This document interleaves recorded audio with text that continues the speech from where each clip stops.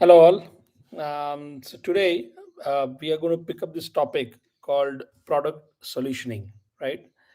And I mean, the name itself is quite obvious. What it means is I want to create a product or solution it so that it satisfies what my customer wants and they would want to pay for it, right?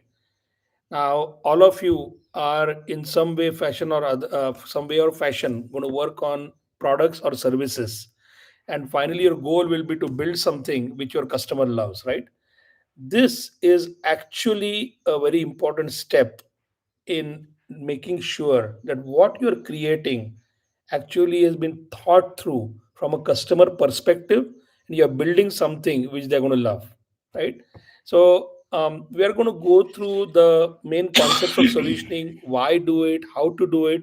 And the goal of this session today is to give you a broad overview and give you a method which you can use. This can be used when you are in college, when you join a company. It gives you a broad overview of the key concepts you need to use to build a great product or a service, right? As we go through the semesters, we're going to dive deeper and actually see how great products are built by in the industry. But today will be the background for that. It will give you a foundation of the thinking which goes behind building good products. Okay. So, as I was saying, that the product, the creation of a product, a functionality or a service, right? We always think of requirements, right? So I want to know what my customer wants, but then how to translate what I understand what my customer wants into something which will be actually built. That step is called solutioning, right? And usually what happens is, as engineers, we always are excited about technology, right? We always want to work on the latest things. Today it's AI, tomorrow it will be something else. But remember, the best products don't mean that using the latest technology, right? The best products are the ones which use the right technology or the right things to satisfy my customer requirement. There's a difference, right? So as engineers, we always tend to get very excited by the technical aspect. But am I using something latest? Am I actually using what is cutting edge? But guess what? Your customer may not need cutting edge. So the decision making of what should go in a product is not based on what is the latest technology out there or what is cutting edge, but more about what does my customer require and do I even need that much technology, or do I, maybe you do or maybe you don't. But that's the part you need to determine while solutioning, right? So while you should be excited by technology, you should be excited to learn the latest things. The application of what is required for the product, what is required for that service you're building, right, is critical for you to succeed in the industry, right? And for that, we're going to go learn something called a solutioning methodology today. Yeah.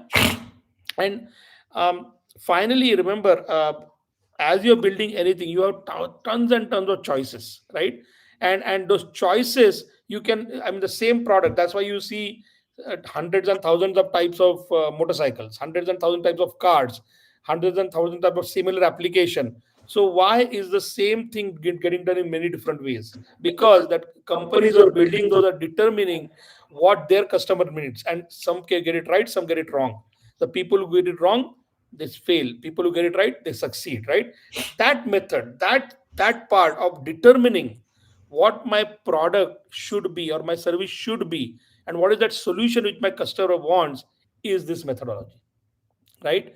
And because in a typical product life cycle, you may not think of this as a discrete step, that solutioning, but believe me, it is the most important thing before you start jumping into writing the detailed specification and design and actually start building the product. Okay. And which is why the last sentence, right, we always need to know why we are and why we are making these choices, right? We need to always know the choices we are making, and there is a way to do that, and you have to also ensure that it is covering all the aspects of my customer need, right? That is the methodology we're going to learn. Yeah. So that's the reason for this topic. So basically, think about it, what happens, right? Any product which gets created in the market, it always starts with some need, right? So sometimes a need is recognized where the customer says, so for example, there might be in a bigger example, a customer might say, hey, you know what, I need, let's say, take the auto industry. I may say that, oh, you know what, the cities are getting too crowded. I think cars should be smaller and they should be more fuel efficient. And some industry person, some company recognizes that need and starts redesigning their cars, right, to satisfy that need, right? It happens with everything. It happens with laptops, right? Laptops were very big and they used to consume a lot of power. They used to heat up, and they started recognizing the need for portability of laptop. People are going to carry them on their back. So can we build laptops, right? From desktops it went to laptops, from laptops it went to very huge portability, right? How did they do that, right? So because they saw some need in the market, they saw some need saying, hey, you know what, there is a gap, and I want to satisfy that gap, right? So once I recognize that gap, I say, okay, how do I satisfy that gap? That customer has to finally pay for it.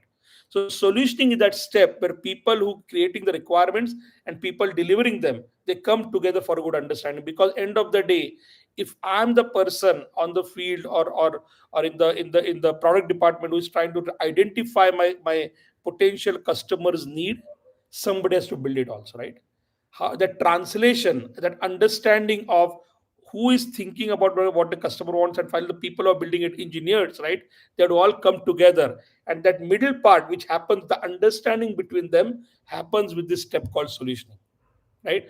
We will at the end also walk through a typical life cycle of a product, but just suffice it to say that this step is that bridging of that gap between understanding the need of the customer to saying, how do I build the product, what the product should have, what it should not have. That step is called solutioning. Once that is determined, right, then we can write a lot of detailed, what they call as specifications, saying that, okay, the color should be this, the shape should be that, the functionality should be this. All details can be written down. Engineers can take them and they can start actually building the product. In software-based software solutions, they can actually build a software product. In hardware cases, they can build a hardware product. It's the same methodology. Nothing changes, right? Finally, it's a product or a service, correct? And then, as I said, the engineers take over and they do it. So we are going to focus on the part which is bold there, right? Again, let me read that. Solutioning is the step where the people creating the requirements and the people delivering them come together to ensure good understanding and make the correct choices on why to do something and how to do it, right? That is what solutioning means. Now, whenever we say this, right, easier said than done, right? Because now the understanding the bridging of the gap has to happen very methodically, right? It has to happen so that we don't leave anything in a gray area. For example, let's say, if I don't explain something properly based on what my customer want, and let's say it's a hardware product goes into manufacturing, and they don't make the right choices, you could end up with a product which is very expensive but will not satisfy my customer's need. We may build a software product which looks very good, where to you, which actually you believe is the best product, but some key requirement might have gotten missed. So that bridging of that gap has to be comprehensive. Thus, when something has to be that comprehensive and repeatable, you need a method. You need an actual method to do it. And today we are going to learn that method. It's a very interesting, very simple method. And believe me, guys, a lot of great products in the world go through this step, right? And thus the product gets built. So pay close attention, because it's a very simple thing to understand. But if you follow this, then every time when you're involved in a product discussion, you'll make sure that you're actually contributing in the right way. Yeah, so pay attention. So and this is basically the reason for this slide is only is because in college, or in when your friends who are working in the industry, they keep talking about agile, waterfall, TDD. These are all in the software world. These are software delivery methodologies, right? The life cycles, but doesn't matter, right? The reason for this slide is to say that whatever methodology you're using to finally build the product, this step always happens, right? It may happen, it may happen in that company as a part of whatever methodology they are following to deliver the product. But don't confuse what we're going to learn today with whether, oh, can we be agile while doing this. You have to do this, else fast or slow, you finally have to build the right product. And the only reason I'm mentioning this slide is because I've had students come to us and say, okay, so where does this fall in the agile methodology? It is not about falling into a methodology. It is about the step happening with whichever methodology you use. And we'll talk more about that as we go through the presentation. And remember, right? No company wants to develop products slowly. Why would you want to do that? You want to do it as fast as possible with the best possible quality and usability, right? Who would not want to do that, right? So when we say some companies doing it slowly, some companies doing it fast, it's because they also determine what their product requires. So for example, if you're in software product, if you're in Amazon, right, they may develop products very fast and release them because the risk they take in releasing a small feature here and there is not much. But let's say you're working in a pharmaceutical company or developing medicines, right? The risk of making a mistake is very, very high. So would you call the pharmaceutical industry very slow? Well, the way to look at it is their product may require that many steps or that much process to ensure no mistakes happen, right? That doesn't mean they're slow. Maybe their industry, their domain, their product requires that, right? So the solutioning has to happen, whether it's a software product, a medicine, or a hardware product. Now, how fast it happens, it depends on the industry, depends on the use, depends on the domain you're serving, so on and so forth. Yeah. So, which is why I'm saying that the steps are given here, they're not Yeah. sequential per se. So, So which is why you I'm do saying that the requirements, you steps do are given here, they're solutioning, you not do sequential specification. process. In So, some which is companies, why all I'm of saying this that may the be steps are given happening here, they're not very fast within a day. In another company, it may take months, right? But it does happen. I mean, how can you get away from doing requirements understanding? You have to know what your customer wants. You have to create the requirements.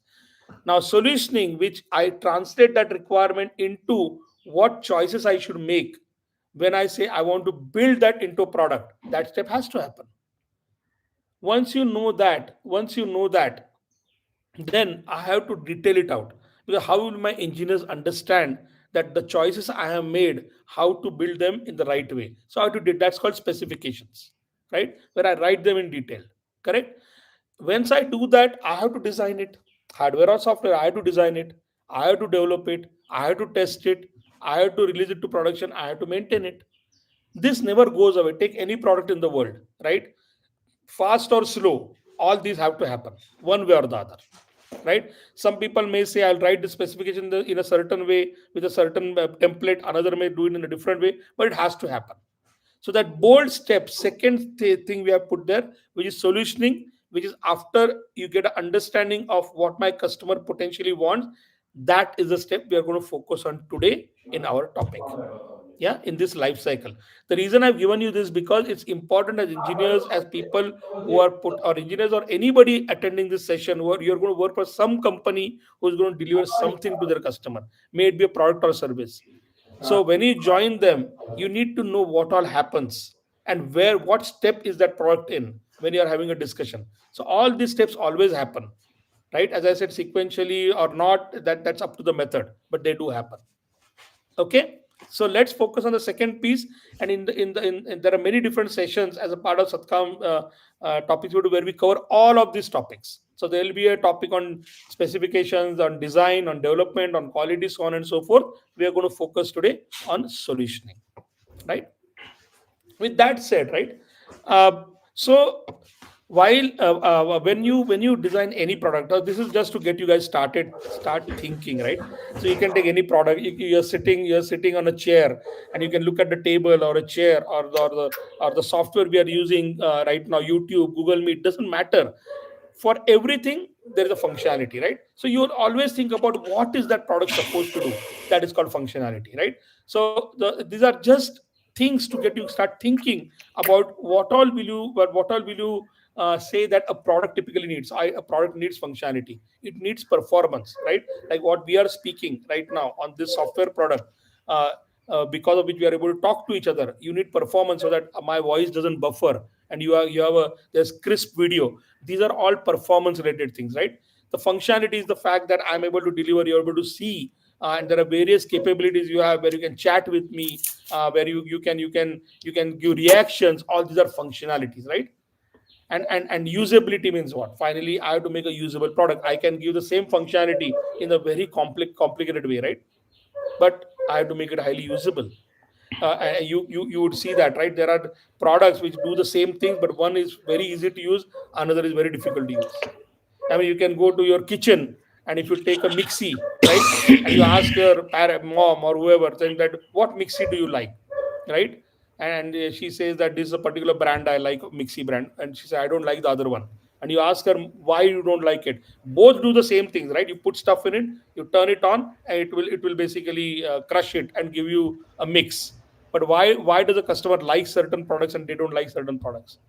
Many a times it has to do with the usability also, that the same thing is too complicated to use. I don't understand when they say the speed, it goes right or left. It's very complicated for me to understand.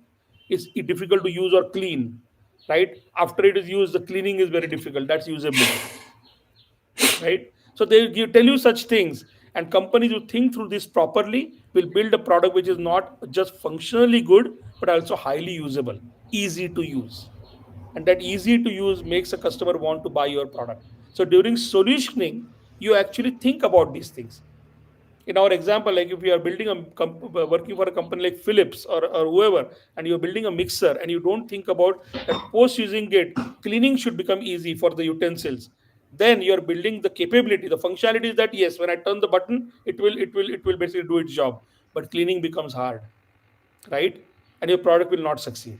You have to think through these things. But how will you think about cleaning unless during solutioning you think of how my customer is going to use it and will it give them a good experience? Then you will say, okay, after using it, cleaning is the essential part. So let me build a product. During solutioning, you'll think of that and say, okay, cleaning, I need to do something to ensure cleaning is easy. Maintainability is the same thing, right? You can keep working on any product. Since we are talking about a mixer, maintainability is very, very important. It should be easier to maintain, right? So, for example, if it starts rusting, right, then it's hard to maintain, right? If it has some plastic parts and the plastic parts are not durable, it's very hard to maintain. So, when a person buys a product, they're also expecting the product to be low maintenance, right? So it should be functionally very good. It should perform very well. It is to be usable, very easy to use, easy to maintain, right? Aesthetics, it should be pleasing to look. Finally, if you do everything, but it's an ugly looking product, nobody's going to buy it, right? You have seen that there are cars which are fantastic, built by great company in the world, but the car doesn't succeed because some reason the visual appeal is not there. It is not a good looking one. Aesthetically, it is not good looking. The car will fail. A product will fail, and many more like that. So if you take any product, right from the chair you are sitting to the software you are using to any product out there, you just turn your head and see any product. You can go through and say, wait a second, what the functionality this is giving me? If you're sitting on a chair, you're going to say, what is the functionality the chair is giving me? Can it go up, down? Does it have an armrest? Does it have a back which goes back and forth like this? Right? You'll ask this question. These are functionalities, right? You'll think about performance. You'll think about its usability. Is it comfortable? Is it ergonomically? Like when I sit on it for a long time, do I feel uncomfortable? You'll think about these things, right? Is it difficult to maintain? Do the screws come off after using it for some time? Is it harder to move? You think about such things, right? So the reason I'm giving extreme examples is because actually all methods, such methods, right, are very universal, very, very universal. From a chair to a software, the concepts are the same. And that's the beauty. That is really the beauty of thinking about product and how products are built, right? Concepts are the same, guys. Correct? So this slide is actually to get you guys start thinking as you get into solutioning. We're going to go through some case studies on solutioning, right? So think on these lines when we now interact and we go through products and how they're solution, right? So now, up to here, just to summarize, right? You guys have understood that basically where solutioning lies, why, what is the need of this concept called solutioning, right? Where does it lie in the product lifecycle? We talked about that. We talked about some of the aspects you may have to think, right, while doing solutioning, which is this slide in front of you. So with that said, maybe we can have a quick discussion about some of these questions, and you can tell me. Can you think of a product which you have liked? So basically here you just go through these slides and this slide and see what you think about some of the questions I put here. Yeah.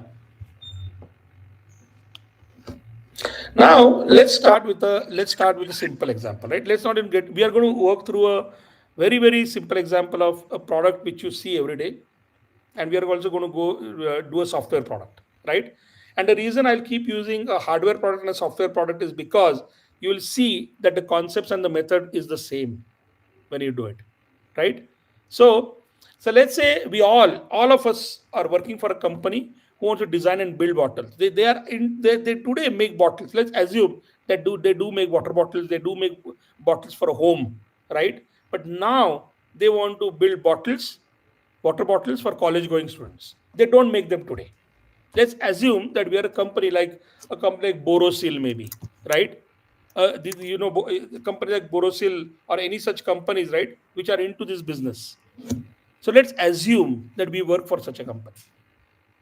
Let's assume that we have been building bottles, but now there's a segment or there's an area where I've not been building bottles for. That there's a customer base who I'm not targeting yet, which is students, college going students, and I want to build bottles for them. So now, before we get into solutioning, we're at the step before that. What does a college student need? What does a college student need? What comes to your mind, right? For whoever has attended the past sessions, right? We talked about this with respect to a curiosity method, right? So we said that think of questions. What all questions come to your mind? And then group them into categories so that we know we have thought through all the questions. So this is a very simple question, right? Isn't it? You are all students. You guys, most of you or many of you may be using water bottles, right? So the question is very simple.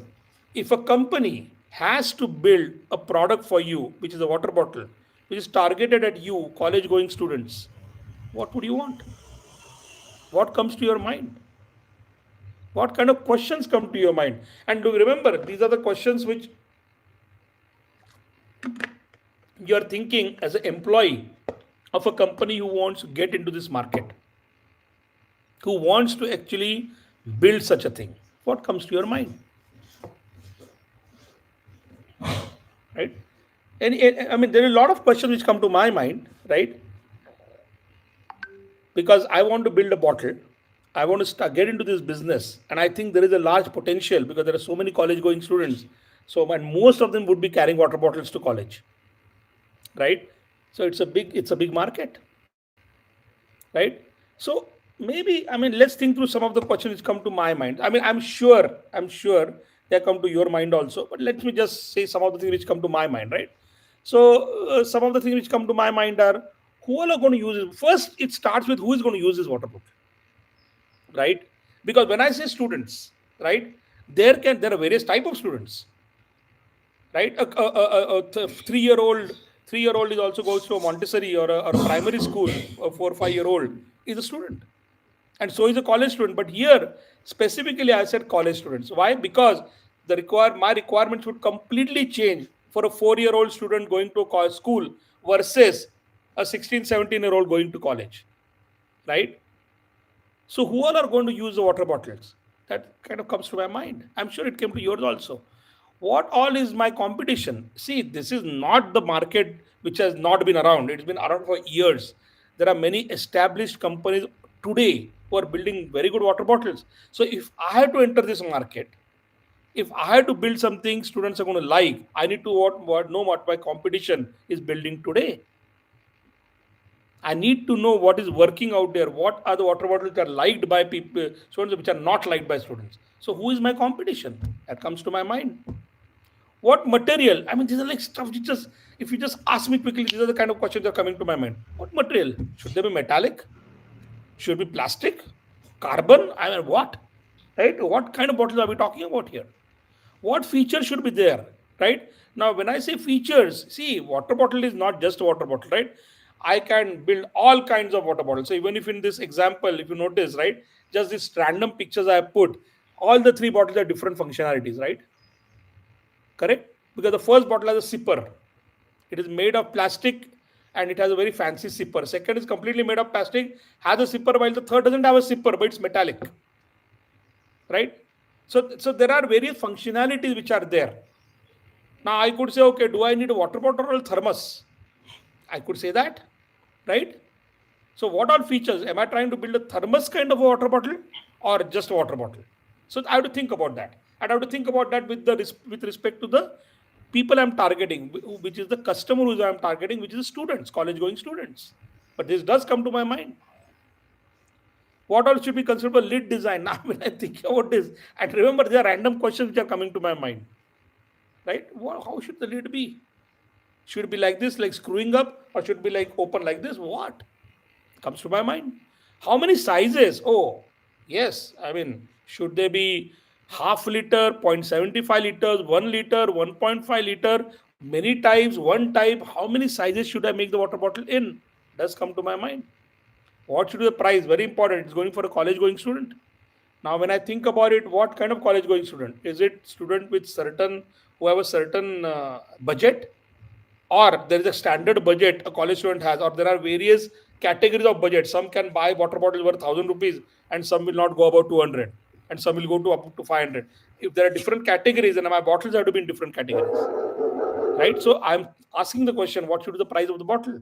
One price or various prices depending on the bottle. I don't know. And what should be the maximum cost? I can build a water bottle by on 1 lakh rupees, right? Gold. If somebody wants to have a gold water bottle, but it will never sell, right? Correct. So what should be the max cost? Kind of these are the kind of questions, and I'm sure there are 100 more questions will come to your mind, right?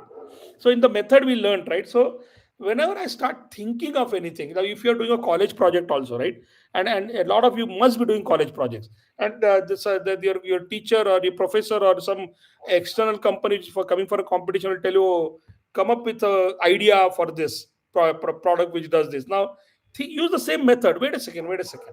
What all questions come to my mind? What am I trying to do here? But then you'll realize you'll come up with many, many, many questions. Coming up with the questions also art and a science, right? To learn. Because what the questions they do is allow you to now think and make sure that you have covered everything. We learned this method in our past sessions, right? Now, the dot means there can be hundreds more questions. So the way to organize this data is to create categories of questions, because then it's easier for me to think. So rather than thinking of individual questions, so here look at the problem, right? I'm going from who is my competition to what should the lead design be. So it's going all over the place. It can get very confusing for me to organize this data to make some decisions, right? So the best way for me is to basically see whether I can categorize, right? And how what kind of categories can I create? So I can say who is my target customer? That's one of the categories, right? What are the success criteria? How will I know my product has succeeded? Is it financial criteria? If it is so, what is it? What are the feature and functions I should build for such a bottle, right? What do I mean by performance of a bottle? What should be the cost price? Competitive analysis. What are the unique features? If I'm building something which I'm going to the market for the first time, I need to be better or different than my competition. So, what is so unique about what I'm building? Aesthetics, the look and feel, shapes and sizes, so on and so forth, right? I can create such categories, guys. And I'll tell you now something which looks so simple can become so complicated as you start solutioning this, right? Because you have so many choices. Just here, your three choices here, three different same functionality of a college going student bottle, but look at the way they're completely different choices each company has made. They belong to three different companies. Now all three companies have made different choices, right? So now if I want to make my choice, how do I do it? So let's take each one, right? So basically, in this step, so let's say target customer, right? My target customer and their needs. I know that I'm targeting college going students. So now I'll say, when I say college going students, what is the range I'm talking about here? So maybe I'm talking about from 16, 17 to about 22, 23, right? This is my college going student. Now when I say college going students and their need, look how complicated it can become. I can say college going students across India, or I can say college going students in central India to South India, or all the way to the north. Why is that important? Because the weather is different, right? The quality of plastic I have to use, because if I am in a very hot environment, I have to make sure that if I'm using plastic or metal, metal doesn't heat up too much, because then it will become very difficult for, because in the open environment they're going to carry it in their bag, right? So I had to think about that, saying, wait a second, then what do I use? Or if it is in a very cold environment, what do I use? So not only when I say target customer, it's also where the target customer is going to be. I may say as a company it is going to be pan India, or I may say no, wait a second, let me target northeast, let me target north, let me target south, let me target west, and then I can come up with what, because that then will say that my competition who is there is succeeding with something and not succeeding with something. So what is that? Then my study, my research becomes a little contained. But if it is pan India, that I want to sell my bottles all the way from Kashmir to Kanyakumari, and from Mumbai to Calcutta, everywhere, then I have to think through a little differently. Really, right? And success criteria means, what are my goals? What is the goal of this? So I could say as a company that my goal, right, could be a financial goal, saying that I need to sell X lakh or X crore worth of bottles in the first month. That could be one goal, right? Or my goal could be profitability. That on every bottle I should make at least 20% margin. Or my goal could be market share. That today the top three companies have all the market in this state, and I want to actually become the second one in 1 year. Push out one person, one competition, right? Believe me, there's these goals determine your product design, your product pricing, how you're going to deliver the product. Everything changes based on the goals and the metrics, right? Features and functions, not easier said than done, right? Now look at it, you're a college going student yourself, right? So now, would you like a sipper or you don't want a sipper? Is it easier for you to open the lid and drink, or should I put a sipper? If I put a sipper, the straw can go bad. Then what happens? Do I provide replacement straws, or they have to throw away the bottle? Right? Do I make it metallic or non-metallic? So these are the things I think about in feature and function. Right? In feature and function, I think about if it is screwing top which is screwed better, or I can open the lid. No, you may think such a simple example, but guys, companies and engineers like you may join a company which actually does this, and these are they're very important discussions, because everything has a cost. Every decision you are making, there is sourcing of product. There are machines who are going to build this. There is a marketing machine behind this. We're going to spend a lot of money marketing this for these features you are building. Lot of crores of rupees are spent on this. So my decisions during solutioning become very, very important, right? Performance, you may think, what is there in performance? What do I think about in solutioning? When I'm solutioning the product, what does performance of a water bottle mean? Think about it. I'll do a interesting exercise with you, right? So if I ask you, what does performance of a water bottle mean? What would that be? Right? Well, many ways to look at it. But let's say one way is that, on an average, how many times you drop a bottle? An average student drops a bottle on the floor in a month, right? So now I may say that a student typically drops a bottle twice a month, average. And this is all fake data, but just the way I would do the math, right? If he is doing, if I say that my water bottle typically has to last at least 1 year, so I want them to buy more and more later, right? But 1 year is good. Let's say I decide that if I'm dropping the bottle at least twice in a week, that means I'm going to drop it at least 8 times in a month. That means I'm going to drop it 96 times in a year. So now my performance has to be that and of course, remember the bottle, I had to make it that durable. What does performance mean? That if it gets dropped more than 100 times, 96 times you're going to drop for sure. That's the data, what the data is saying. So I do not build a bottle, right?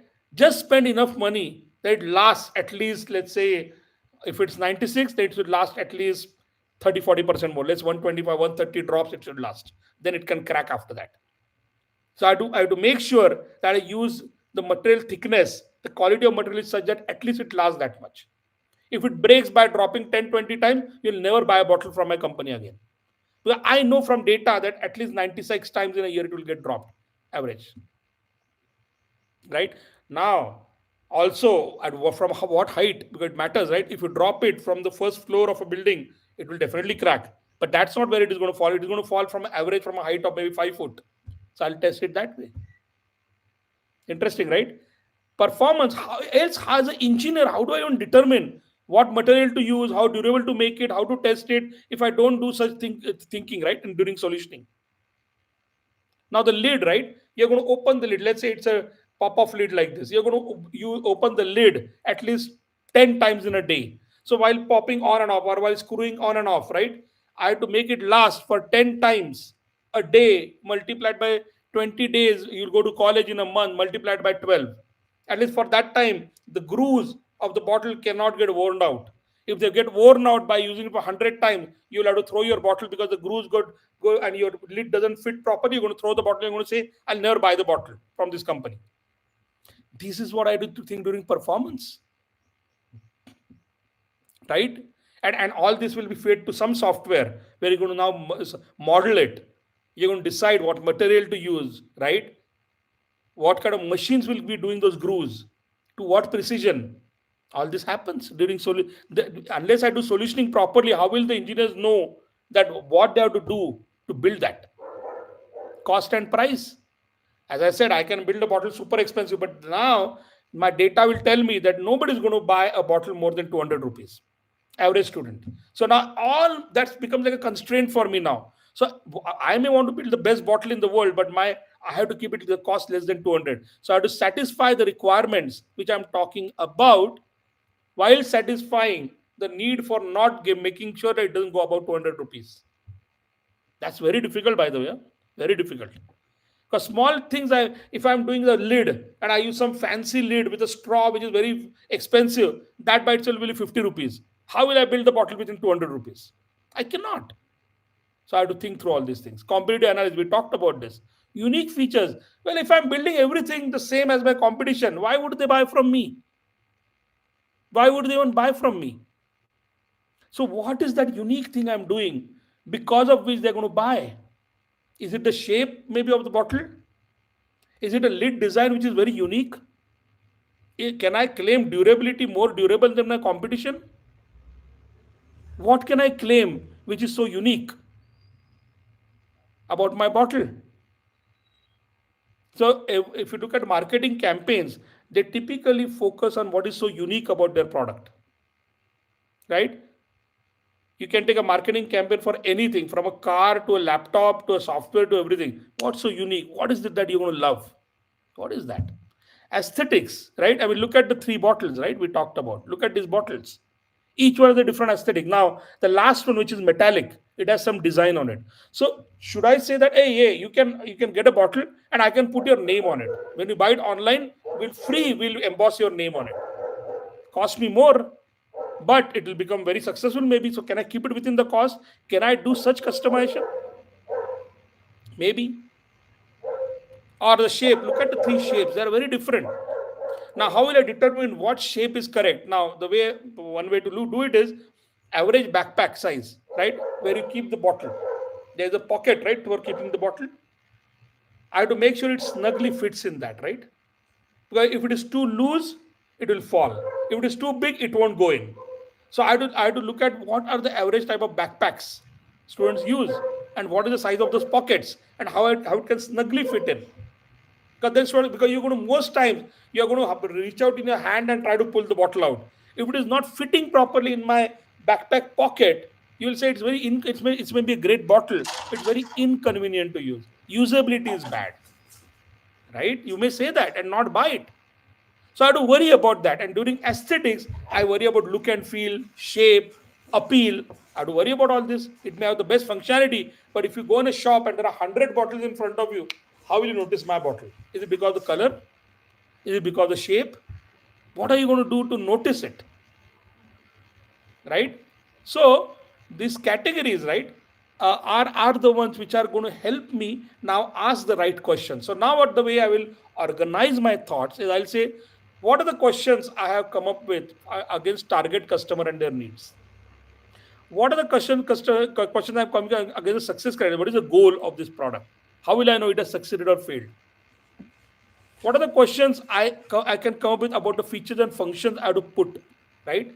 What are the questions I should come up with to ask about what does performance mean for this product, so on and so forth. So now the advantage of this method is because now you're covering it properly. You're making sure that all the categories of questions are covered so that when you solution this now, right, you have covered every aspect of the product. You don't want to forget something, right? So for example, if I don't make this categories and I don't think about, let's say, aesthetics, design, I basically say it has to have this functionality, this usability, but I don't think about the aesthetics part, the look and feel, and I forget that. Now what will happen? The engineer will just build a product which may be not appeal, or they may use let's say in your mind you wanted to emboss something on the bottle, but they may use a material where that embossing will be impossible. Now what will you do? Embossing, you want to put the name, that example I gave, right? So I want to. So there are more categories, by the way. But as a method, always think of categories first, and then the questions. Easier that way. That way you know your coverage. You're covering every aspect of the solution, right? So now once you do this, now that you have determined what my customer needs, right? And then you translate that into this question, you start answering the questions as a part of the solutioning methodology. And we're going to come up with a method where I'm going to give you a template, I'm going to give you a method which you can keep using every time. But this is to show you that even a simple thing like a bottle, you may think, what's a bottle? But if it's what's a bottle, why are millions, hundreds of companies making bottles today? Why is everybody trying to create newer and newer type of bottles and reinventing the same thing again and again? Because there is a big need in the market, right? A lot of people do buy bottles, but there is no such thing as a perfect bottle, right? So companies keep trying to do this. Engineers like you struggle hard to figure out what can I do better than my competition. And the way they start is with these questions, categorizing them, and then heading into solutioning. Because once I ask the right questions, categorize them, I can now start answering the questions for my need, right? And then, of course, you can design, and that all is later, right? As I said, we'll have different sessions on that altogether, right? So now, with that said, right, maybe a quick discussion. So, guys, maybe a quick discussion here. So, if you notice what we have done till now, right? I hope with a simple example. Now we'll go into a more involved example of some software example now, right? After this, but just wanted to have a quick discussion here. So, first and foremost, I hope you understood this. But can you think of any product which you love out there, but you think it is not doing well because they just made it too expensive? So the engineers there build a great product, but it is just too expensive for most people to buy, and you don't see it doing as well as something else. Any example of that? Or any example of a product which you believe looks very good, but functionally it doesn't work very well, so we don't trust it? Any day-to-day products which come to your mind which you either love or hate? Anything. It can be something in the kitchen, something in the bedroom, something you use. It can be anything, but example of something you love because of its the kind of capabilities we just talked about, or you hate because they are not done something well. You can type it iPhone. So Shiva, I guess iPhone, you find it, I'm assuming, prohibitively expensive, right? So it doesn't sell as much as Android because they kept it very, very expensive for the common person to buy. So there could be a discussion on whether they are doing it by design as a part of their solutioning. They are talking about it and doing it purposefully, or maybe they are struggling hard to make it cheaper. That can be a good discussion during solutioning, right? But iPhone is a good example. Any other simple examples, day-to-day examples, where you loved something, but or you hated something, and why? So iPhone is a good example. Shiva. Anybody else? Any other example? There can be so many. Just look around you. You're going to, if you look at last 1 year, what have you bought? Maybe it could be a clothing brand. It could be something to do with your motorcycle or scooter. Some EVs. Okay. So Shiva, can you explain more? So you're saying some EVs, but there, do you like or hate leather products? Right. So can you think of the actual brand? So when you say leather products, are you saying that there are some which have been designed very well, They have taken care of solutioning so that they are very useful, but too expensive, or they have made it perfectly right price. So it's a good example of solutioning. So Manish, what you have on your mind? Do you think it's a good example of solutioning or a bad example of solutioning? And same question for Monica. Which bike are you thinking of? Good example of what I mean by that is, let's say if I take a bike like I don't know, sometime back there was a bike which launched in India, scooter by I think Yamaha, which was for like 3 lakh rupees. Excellent bike, but it didn't do very well. They had to shut it down because during solutioning they made the product really good, but they didn't price it right for the Indian market. Vice versa, if you look at a bike like Hunter, which is made by Royal Enfield, they have managed to give all the things which a person would like from a Royal Enfield, but keep the price right so that they can actually make progress in the market, which they're never good at, which is like lakh and a half rupees. So, Monica, any particular bike on your mind, or anybody else? Just think of products. And by the way, guys, any product you can think of, I'm promising you, people like you and me has sat in rooms for days for planning, solutioning, and planning this so that they come out with the right product. And when a product fails, it's crores and crores of rupees wasted.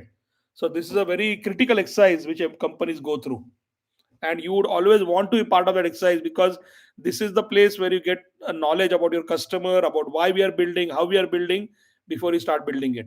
Laptops, correct, Shivam? But what I'm looking for, Shivam, is actual example. Like if you can compare a Lenovo to a Dell, or a Dell to a MacBook, whatever. But I'm looking for examples where you say I love this product because, or I hate this product because. Like, can you give me some specific examples, any of you? That would be interesting. Dyson, great example, Anchal. Beautiful.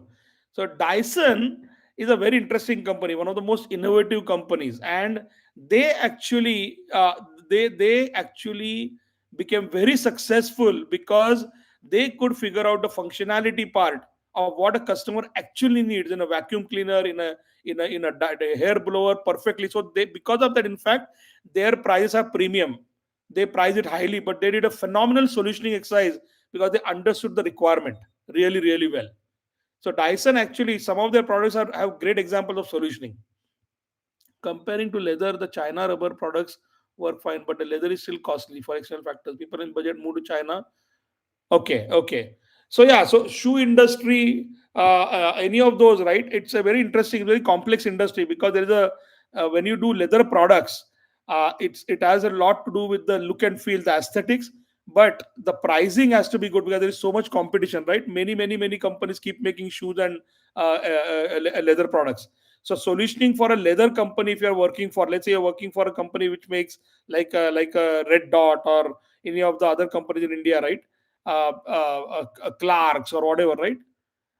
Zudio, Shivam, yeah. So Zudio is actually a very interesting case study. So when they did their solutioning, right, Zudio is in this field called fast fashion, right, where they came up with this saying the products will be cheaper, but I'll change it quickly every year during the year, fast. So that's called fast fashion. So during their solutioning, they solution their business model itself. That how can I make and keep changing my clothes in the year many times, right? They change the fashion many times in a year. So Zudio is a very good example of solutioning at a company level, right? That how do I build this brand where it's called fast fashion? You can read on it. It's called fast fashion, but it's a good example, Santosh. Yeah. So the reason, guys, is because all the products we use right daily, we love some products, we hate some products. But what we don't, if you just think a little back, saying, okay, engineers or people sitting in a room when they did the solutioning for this, what did they not figure out? Why do I hate this? What part of the solutioning did they miss? Or when you love a product, what how did they get it right? What all they would have discussed during solutioning? That's what makes you a very good professional, or because in a company this is what we look for, right? Mahindra cars also is very good actually example, because Mahindra used to have no cars for the city market, right, for the urban market. So there they actually do have case studies out there on Scorpio and XUV, that how they solutioned that product, right? Yeah, Monica, Samsung, and so that's the so Apple and Samsung versus Samsung is a very interesting discussion. It's the I mean, it's not just about solutioning; it's about brand building also, right? iPhone has built out a brand image which is premium, but they have managed to do it so successfully they can charge like what you the example also same was about Dyson, right? You will pay more for Dyson, right? Bikaji. Very good examples, guys. You guys are very good. And now, when you give these examples, think through what solutioning would have happened in their company when they came up with these products, right? So, Bikaji also is a very good example of Haldirams and Bikaji are very good example of solutioning at a company level because solutioning happens not just at a product level, it happens at a company strategy level also. That what can we do as a company to compete with my competition? If same things are done, they look at all their products, all their positioning, right? So very good, guys. Excellent. We'll continue, but this was a good discussion. Now that you have started this, you're understanding this, right? Think about this. Now we are going to go into the solutioning methodology. And now, when you think of these products, you can think a little more and say, wait, what could have happened? Because when you now go for interviews, when you go to your fourth year and when you go for interviews, right, they'll ask you questions, and this is the methodology you should use to say, oh, wait a second, but we should put this functionality or not put this functionality. We should do this, but not do this.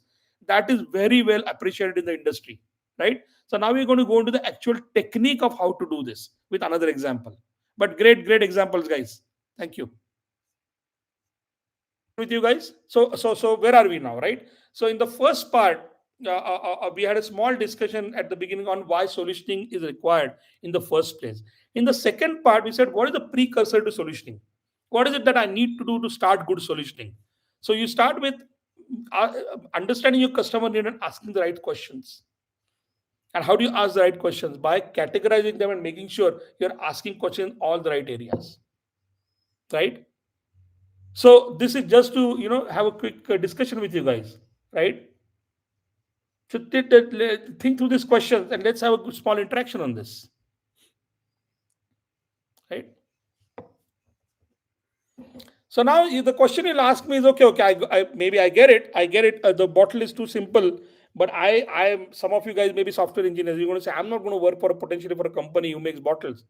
I'm a software engineer. I'll work in software. So does this apply for software engineering? As I said, it applies for everything. Hardware to software, it's the same method, right? Absolutely the same method, guys. And now what we are going to do is we're going to actually try to come up with that method together, solutioning method, right? So for that, let's take an interesting example. Yeah. So what is this? I think I put something in front of you. What is this? A lot of you may recognize. It's a little old, by the way, guys. Huh? This is a screenshot which is a little old. These movies are old movies, right? But what do you think this is?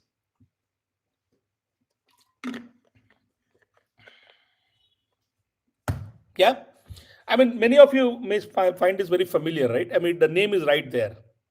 The above part is a screenshot from Prime Video, Amazon Prime. The below part is a screenshot from Netflix. Now, you would agree both are in the same space, right? OTT, which is over the top, which is what you guys watch on your phone or your laptop or Fire Stick or whatever, right? Movies.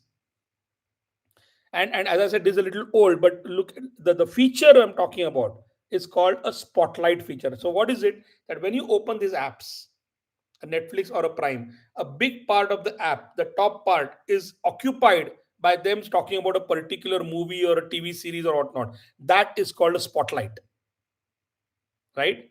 So in this case, Amazon is promoting something called Kantara. That was a movie which became a big hit, right? So they have that movie spotlight there, and there is a spotlight on Netflix, the Noel Diary, right? Same two companies in the same space, entertainment domain, right? Creating the same kind of feature, spotlight. But if you notice, both have done it differently actually. Both have, if you observe, engineers or designers or product people in both companies, right, have kind of done it differently. Their solutioning is different. And the reason for doing parallel examples is because a solutioning is based on what I believe my customer needs for my what I want to give them. So if every company thought the same way, all products would be identical, right? But believe me, both companies follow the same method of solutioning. The data they used, the assumptions they used, their understanding of their customer were different. That's why two of these features are designed completely differently, though they do the same thing, which is a spotlight, right? So there are similarities and there are differences. Can you spot them? If you just observe the picture, can you see what is very similar and what is very different between the way they approach the solution for this? Can you see the similarity and differences? And you will see this, by the way, guys, in every product. So if you take two motorcycles and put them next to each other, they do the same thing, but they have been solutioned differently. Two cars, two motorcycles, two softwares, two bottles, two everything. You can keep comparing, and you'll see that for the same capability, same thing, the solutioning has been done a little differently. Yeah.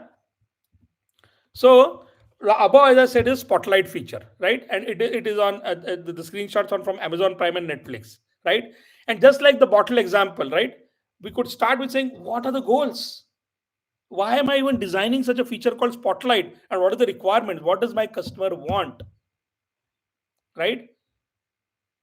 Now, if you notice, right, on this, both of these, right, some things are same and some things are different, right? So let me help you here, okay? So as I see that both are occupying a lot of what they call as real estate, right? So it is a very important part. By the way, guys, in software, right, especially on apps where you are real estate. So the phone, I'll show you the phone. If this is a typical phone, right, it has very this is a phone. It is a very small space. So now when you open the app, and if most part of your app is taking the space here, it's the most expensive real estate, right? So it's just like in any city, town, village you are, right? You will see that some areas the houses are very expensive. Some areas they're very cheap. Houses near the highway or maybe near malls or near something are expensive. Why is that? Because that is what is called prime real estate. Like people notice it. People don't have to travel much, so it's expensive. You have to go as you go far out, it becomes cheaper and cheaper. Same with the app. The one which is right in front of you is the most expensive, so I need to use it very carefully. If I keep scrolling down, down, down, I go far away, it becomes cheaper and cheaper. So I can put stuff in there which people don't care about much. Same principle, right? So now if you notice what are the similarities, yes, both of them show something, right? But if you notice one the similarities, both are highlighting something, some feature film or a series or something they're highlighting, right? But now look at the differences, right? On Amazon Prime, you'll notice a right arrow like this at the right hand side, which means it's scrollable. So Amazon is actually saying that I'm going to put more than one and I can keep scrolling. Whereas look at Netflix, it is not doing that. And why is that? In some session we talked about this actually, right? Because Netflix believes, right, that I know what you want to see, so I will keep changing it based on you. It's very personalized for me. I may want, they may know I want like Noel, something like a Noel Diary kind of movie. This is not my, I don't know what movie this is, but let's say they know me and this is my phone, my app. They'll only show me that one and they want me to click on that. Whereas Amazon is saying, I'll give you a choice. So Amazon is actually also promoting a movie. Kantara might be a new movie they're promoting it. And I can scroll. So they're giving me the choice. Whereas Netflix says, I know what you want. Click. Very big difference. Right? There is something called more info. Right? More info. I don't see that there, which means the Netflix guys are saying, wait a second, I will actually tell you why you will like this movie. So when I click on more info, it will tell me, I'll say, oh yeah, I want to watch it. Correct, both of them are watched now, so I can directly click and start watching. So that's a similarity. But if you notice, one of the things Amazon is putting there is I can watch it in Kannada, Tamil, Telugu, Malayalam. So maybe they want to promote that they are multi-language or multilingual movies where they will give you subtitles or multilingual movie, or maybe it's just this movie, but they want to promote it, right? They are mute. Interestingly, if you notice, right, they Netflix has a mute button on this, because when I open the app, it may start playing. I may be in a public place, so when I mute, it will remember that next time I open it, let it be on mute. And in Prime, they don't even play it. It's just a screenshot, and when I click, it starts playing. So very different approach, right? I personally don't like the fact that when I open the Netflix app, it just starts playing, right? I don't like that actually. I like the way where I'm given the choice. So what Amazon has done, which I can play, there it will play. That's just me, right? So think about it. It's a spotlight feature, same feature done differently. So now imagine we are engineers, we are people working for Netflix or Amazon Prime, and I'm going to now you're seeing the end product here. But imagine that they are now saying, "Hey, let's create something called a spotlight feature," right? What will they start discussing? What kind of questions will they ask? And how will they start even doing this? Right? So, with that said, let's now jump into the methodology of solutioning. So, now what I'm going to show you, right, is the starting of that method.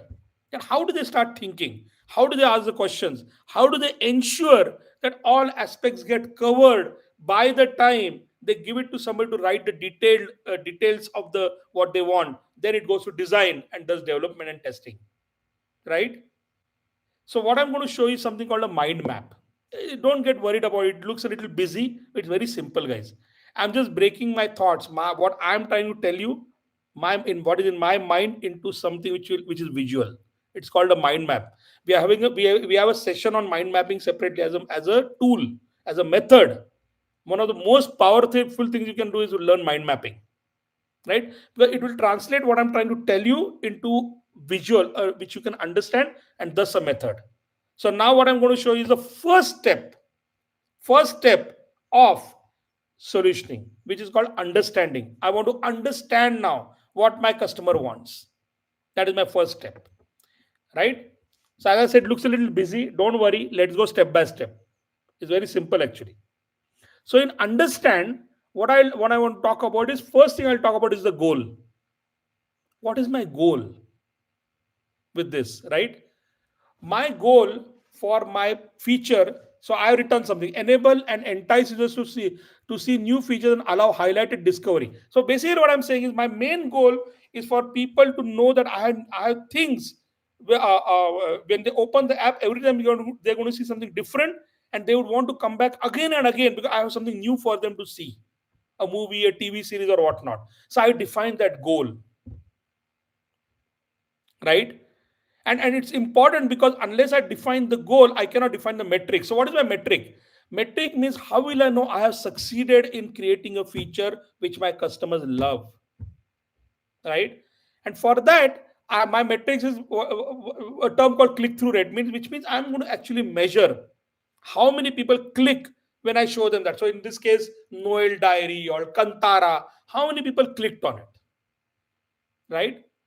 How many people clicked but watched or did not watch? Something they may click but they may not watch it, right? And how much time did they spend, right? Because if I start watching a movie and I say, okay, in 10 minutes I get bored, that means I am showing him something which he may not like, which may have to improve my personalization algorithm. My data science, my AI engine has to improve to give him what he wants. So I'll measure that. So in this methodology, the first step in solution methodology is understand. Understand, the first thing I define is the goal. In our bottles case, the goal was to build a bottle, let's say, which will get a market share of more than X% in Maharashtra. Could be the goal, right? And I'll put metrics on that. In this case, my goal is for people to click and watch what I'm showing them, the spotlight feature. They have to say, oh yeah, perfect. I want to watch Kantara. Tick. And thus I define the metric. So first step in solutioning is to understand. Understand.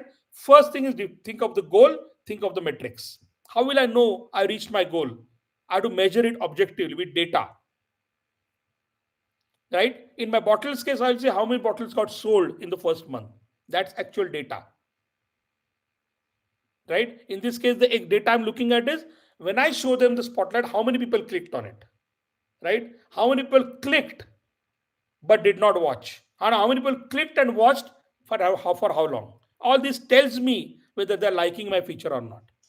And then I'll start doing requirements, right? We talked about this. We talked about there's a play button, there's a more info button, there is a scrolling. So now, depending on Netflix or Prime, I will say I understand my customer, so let me start creating the requirements for Spotlight based on the goals and metrics. So in Amazon's case, their goal could have been that I want to promote new movies which I'm launching, and I want to measure how many people are clicking on new movies.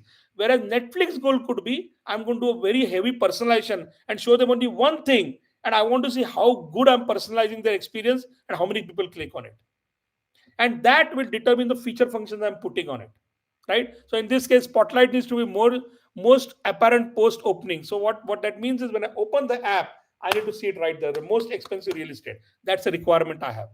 Spotlight needs to be contextual as well as promotion. What that means is in Amazon Prime's case, they are saying that I'll put something which I believe my customer may want to see, but I also want to promote a new movie like Kantara, because I tied up with the producers and I'm getting revenue by them paying me to promote Kantara. Maybe, right? So this is what you do when you now start asking the question. The in the bottle scale, we ask the questions and start creating the requirements about the lid, about the shape, about the size, about the performance, so on and so forth. So under solutioning, first step is understand. There's a step called understand. I'm just trying to understand what I want to build and why. Under that, I start with the goals, then with the metrics. This is something which is objective and easy, data, so I can prove that I reached my goal properly. I have to prove that, right? If it's a motorcycle and my goal is to create the most fuel efficient motorcycle, I have to prove that my average of my motorcycle is always above 70, and I have data to show that on an average, if 1 lakh motorcycle gets sold, nobody sees an average of less than 70. I'll collect that customer data to prove that. Same here. It has to be measurable, and then I create the requirements, right? And then I will say that okay, I have hundreds of things I want to do, I can do, right? I have more info button, I have play button, I have scrolling, I have this, I have that. I will now say my customer, what are the most important things my customer wants, right? And we'll have a separate session on what I call as relative priority, which is how do I decide? No, all these are important. Coincidentally, next there is a session I think you would have gone through on this. And how do I decide what is more important, what is less? Right? This is what I discussed during solutioning. So, for example, I will say that I think that in more info, or let's say a better example, playing it right there. If I like something, I don't want them now to go through 10 steps to watch it. I want them to watch it immediately. When I say play, it will start playing. That is a higher priority requirement. Whereas putting the mute button so that they can mute it, right, is not high priority. If we get time, we'll do it. Could be. But I have to determine that. So that's what is relative priority.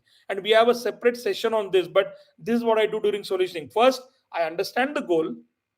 I understand how well I measure whether I reach my goal, and then I start writing those questions we asked. The first thing we did with bottle, that is what we do in requirements. I'll ask categorize the questions, and based on those categories, I'll ask the question and start answering them and creating requirements. Simple, right? Once I do this, this is the first step in solutioning called understand.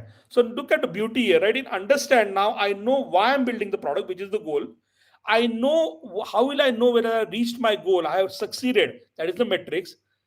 What am I building to succeed for that are the features functions. And out of those, I have to pick some, right, which I can afford to do right now within the time and money I have, which is a relative priority. That is the understand part. I only understood everything now, right? Now, under this, the next step in solutioning is to go for non-functional. So remember, right now, I only talked about functional requirements. Spotlight should be here. It should have a play button. It should have this. It should have that. All for like in the bottle's case, the lid, right? The straw. It should be screwed or not. Shape, size. All they are functional. But just like in the bottle, I have to think about non-functional also, right? I said that if it drops from 5 foot, 96 times also it should not break. 150 times maybe, right? So in this case, non-functional, I have to worry about things like, okay, spotlight needs to have the most needs to be most apparent. So I'll take each of the functional requirement. So the method here is I'll take everything I have put in the functional requirement and say, does it have a non-functional aspect to it? What does that mean? So for example, uh, uh, let's take an example that spotlight needs to play immediately. Let's take that. Now, when I click on play, if there's a buffering behind it, because see, remember, I not loaded the whole movie, I loaded just the picture and there's a play button. But in the background, for software engineers, right, in the background, I have to make sure the movie is loaded. So when I click play, it should start playing. If it now does buffering, I will not like it. So while I say there should be a play button, the non-functional requirement is it should start playing within zero point 0.5 seconds. That is a non-functional requirement, right? In the bottle's case, we said, right, the bottle is great. If it falls down, I should be able to pick it up. There should be no damage. That's a non-functional requirement. So the way you know that you are making sure that not only the features I built are great, they also perform very well. So what I'll do is I'll take each one of these requirements which I put here, each one, and see for each of those requirements, is there a non-functional part to it? Is there a security part to it? Do I worry about security of something? Should I worry about performance and the lag time? What happens if million people are watching the same movie? Such things I have to worry about, because you may build the best product in the world, but it may not perform very well.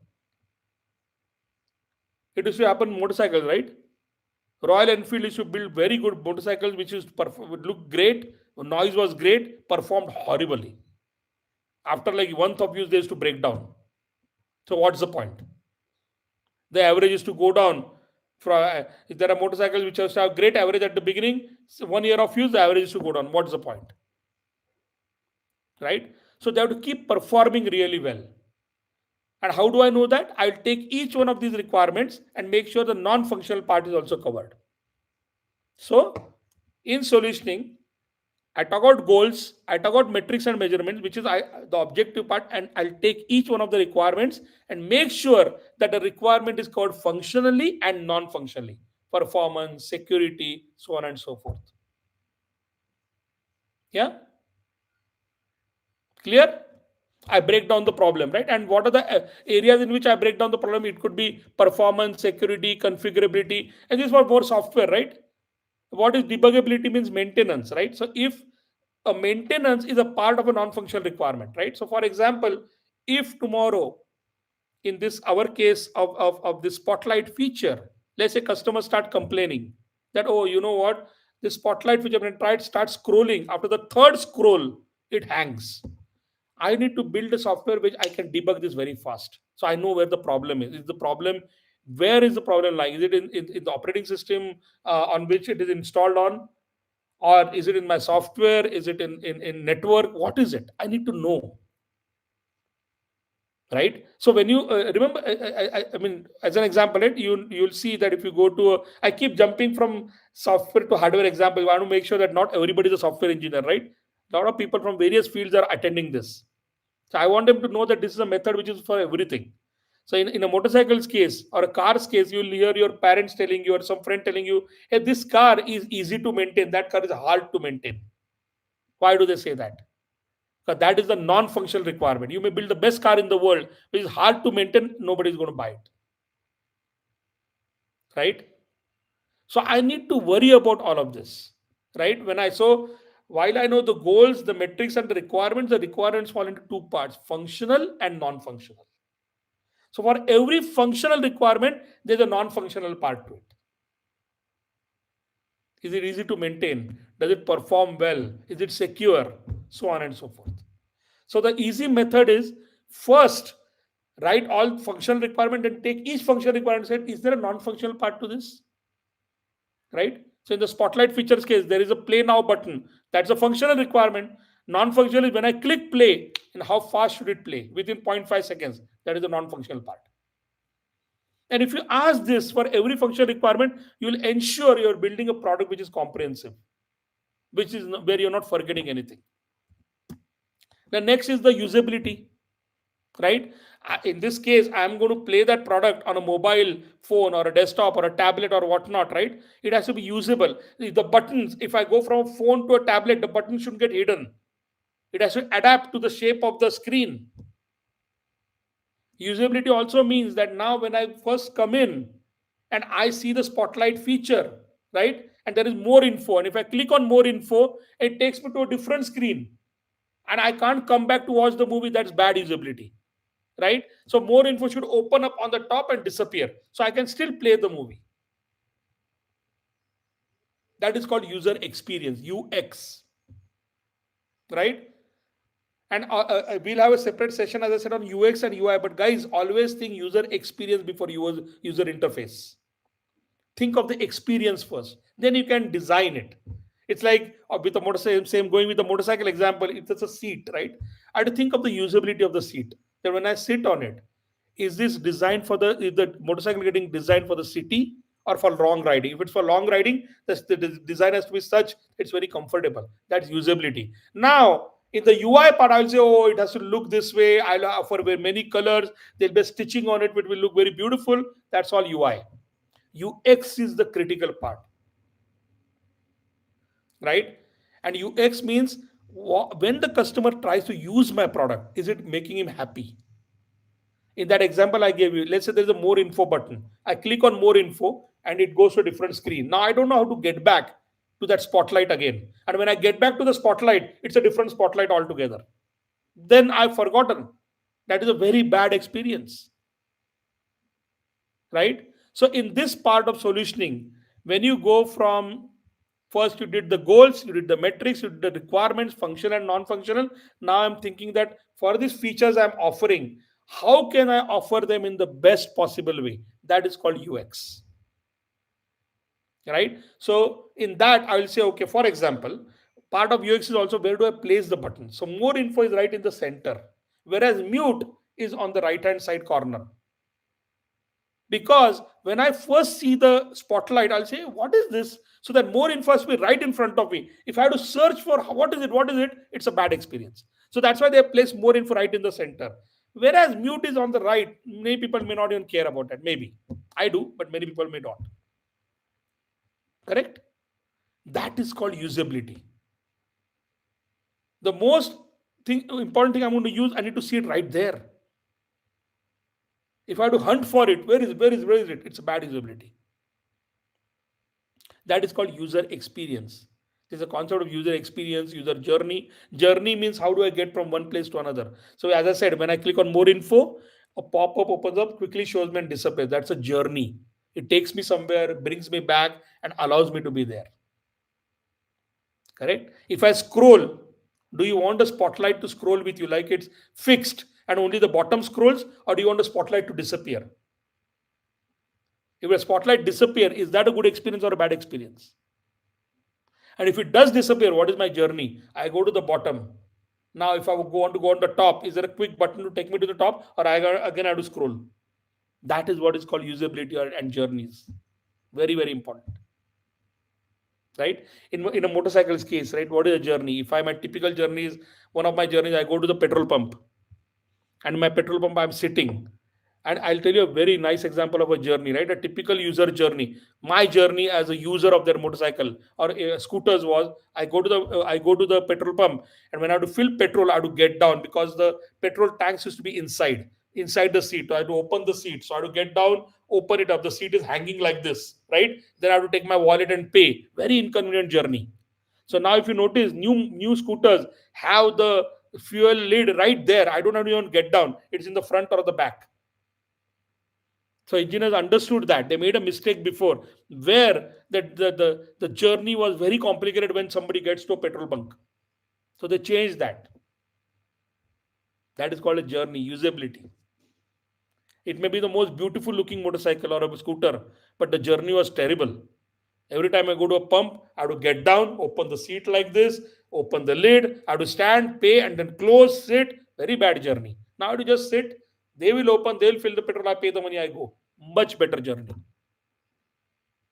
You think these are easy things, but no. If it was easy, they would have done it first. Why didn't they do it? They learned. Same in this. Okay? The next part is UI. We talked about this. The look and feel. Right? Now, once I know my functionality is there, see, now the beauty is that look at the sequence, right? I know the goal is understood. I know that the metrics, how I'm going to measure the goal is understood. I know what I'm going to build functionally and non-functionally is understood. I know my user experience has been now thought of. Now let me worry about the look and feel. How does it look? Is it appealing? Do I offer it in various colors? Right? What should be the shape and size? What is the layout? I worry about all that. A lot of us focus directly on UI, and that's a big mistake. That's later. Make sure that the journeys are good. the experience is good, the functionality is comprehensive, right? The measurements are proper. Then make sure that UI, the look and feel is beautiful, so it appeals to the person, right? So that, simply put, is the methodology of solutioning, right? And this is, I'm just bringing it everything together. That's all, right? You start with understand, you do functional and non-functional, then you go to user experience, user journeys, then you go to look and feel, right? And that is the overall product. Think about it, right?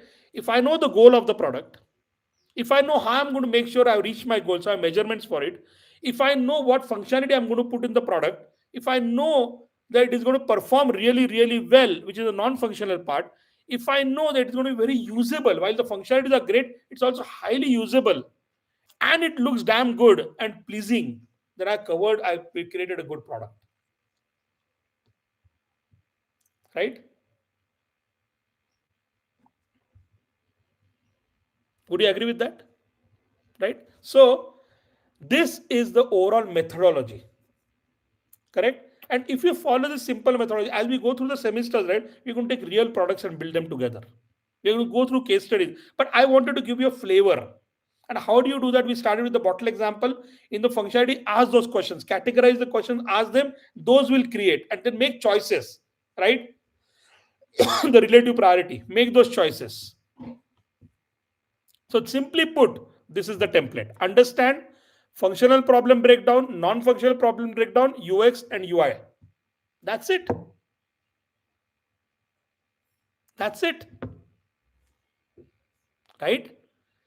So now what is happening is, because of this, you're creating a comprehensively thought about product. Now imagine now that you're part of the design team, or you're part of the engineering team. You're doing this together, and now you take this and you start breaking down, saying, "Oh, okay, I want the spotlight to have a play now button. So now I'll detail the play now button. The play now button should be like this shape, size.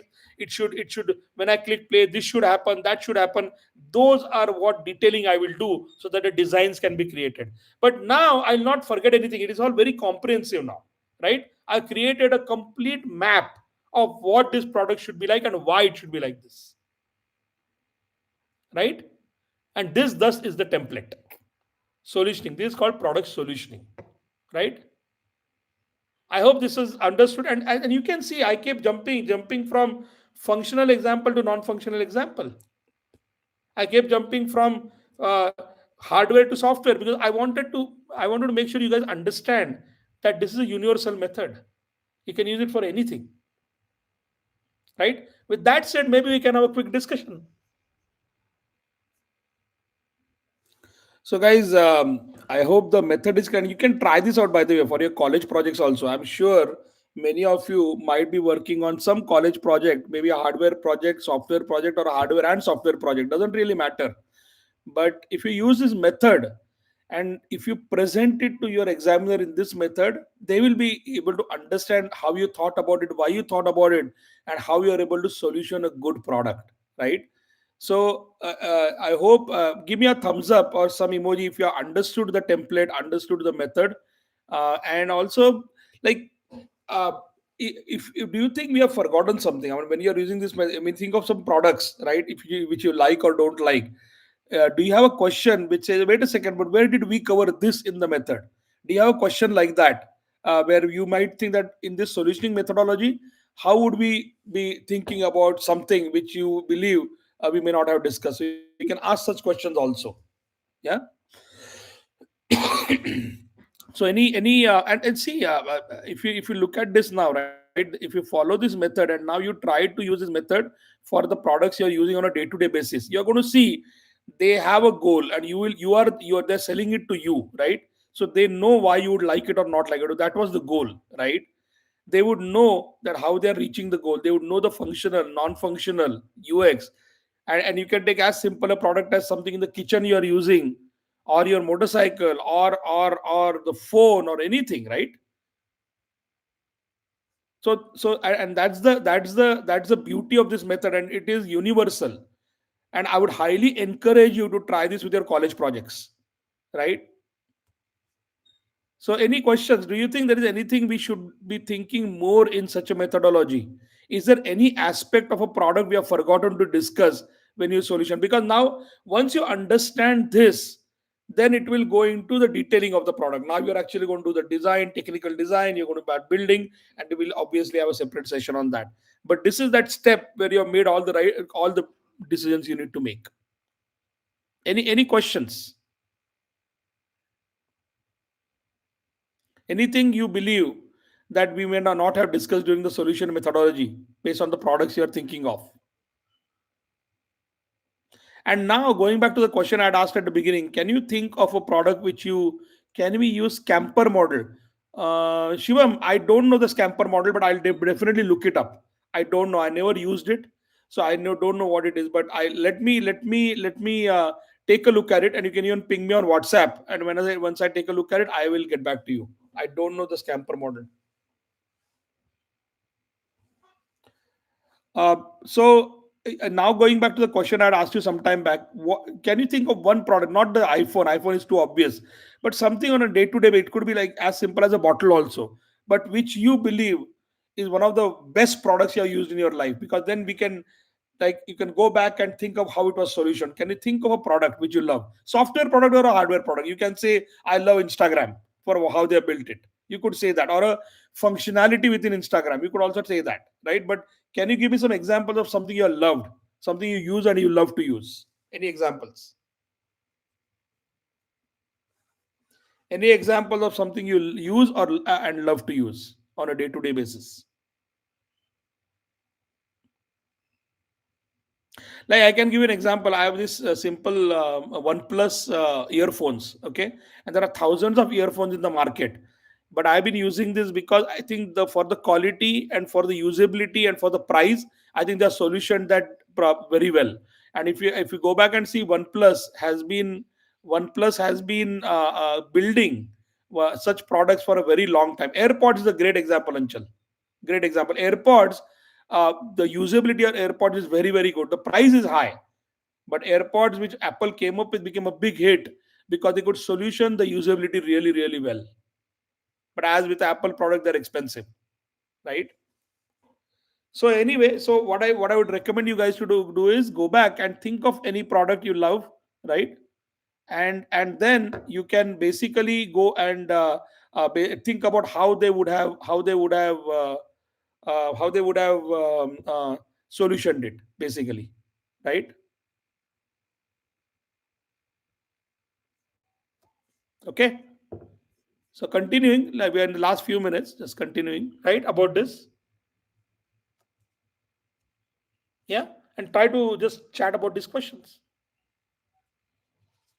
Watches of Sonata is a good example also. Now, with that said, right, what happens after this? So we are not going to cover this as a part of today's discussion, right? What happens after this? As I said, now we will take this. There are people called product managers or product engineers in a company who will take this and write the detailed specs, because each one now has to be written very detailed so that it can go to the technical design.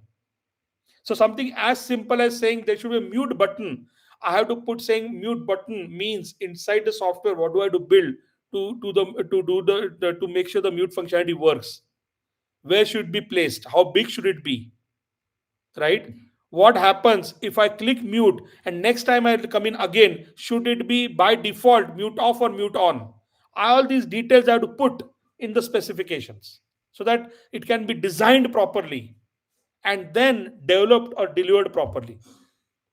In the bottles case, for example, right, if I say that the lid has to be screwed and not popped up, then the detailed specification say how many grooves should be there to while screw. If it is too many, I'll get bored doing it. If it is too little, it can fall off. So I have to write how many grooves, what is the depth of the groove, what is the material to be used, where should it be. So many things I have to worry about when I write the specifications. And then the design architecture happens, testing happens, so on and so forth. Right? So this is a handoff to ensure that engineering now can build a good product. Right? So before we are almost at the end of the session, and I hope this methodology you can follow in your college project also. And I promise you that if you're doing a college project and you follow the methodology and you do a presentation, your interviewer or the person who's going to actually listen to it will say, wow, You have thought about everything. I 100% guarantee you that. So these questions are, guys, for all of you just to think about, right? Because a lot of times students like you, right, say that, oh, but wait a second, every company says let's do things faster and faster, right? So when we say agile, right, do you think such a thing will slow it down? And what happens if you don't do this, right? It is also interesting to think that if I don't do the solutioning exercise, what can happen? It might be fast, but do you think it will make a lot more mistakes which you'll have to correct later? Or is there something we could skip right now itself? The solutioning will slow us down, right? Is that, I mean, the reason for asking this question is because when you are told something, right, also challenge it, right? That, wait a second, what happens if I don't do this? What can happen, right? What will happen if I don't go through his method? But then when I start building the product, how would I even know that we are thought through exactly what the customer wants and why they want it? Would that slow you down, or would that make things faster overall, right?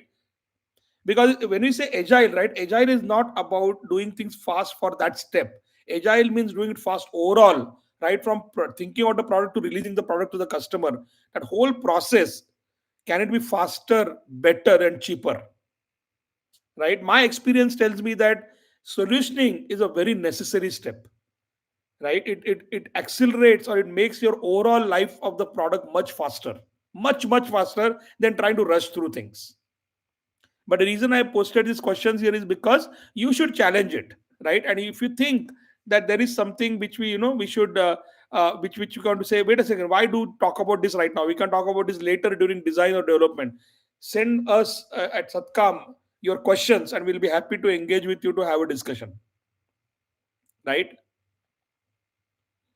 So in general, do you guys, any of you think that doing solutioning can slow down the creation of a product? Do you think it can slow us down?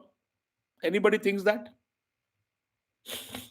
And if so, would be great to understand your ideas or thoughts, or why you think there's something can be slow because we do this.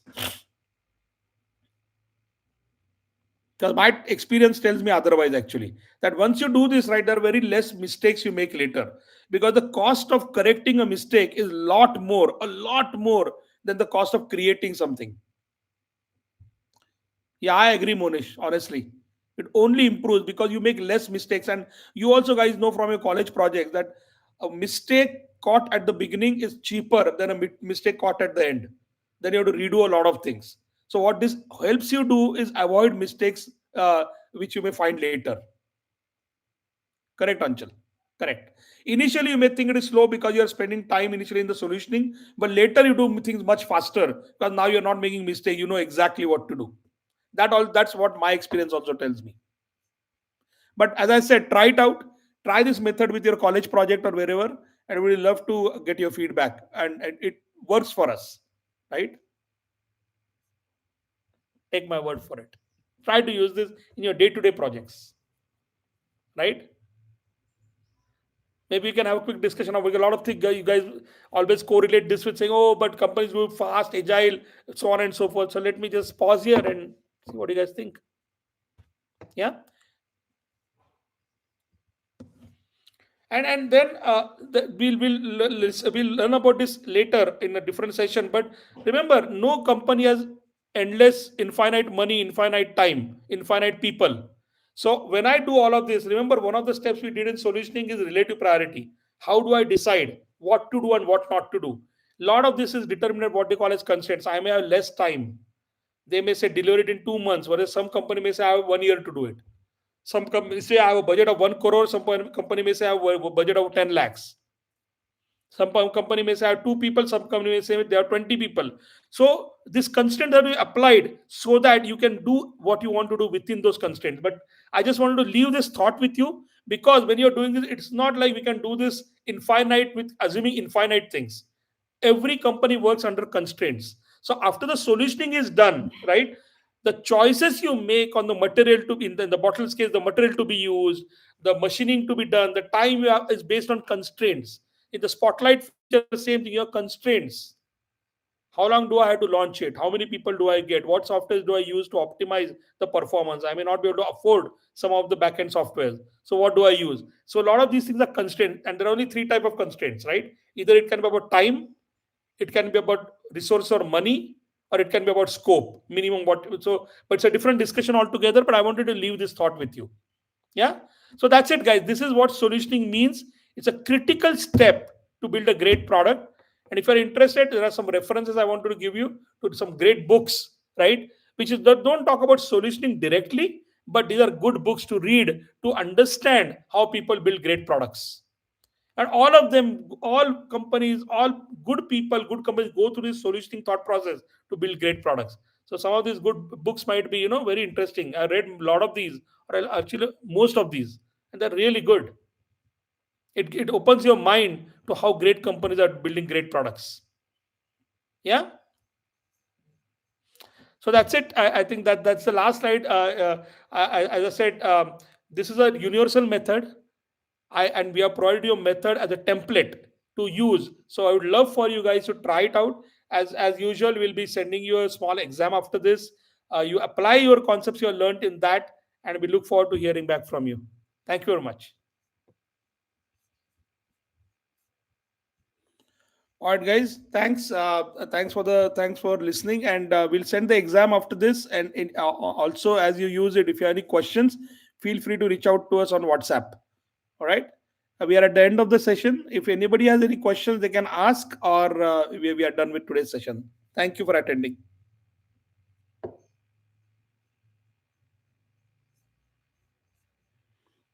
I will stay online for a minute or two in case anybody has any question.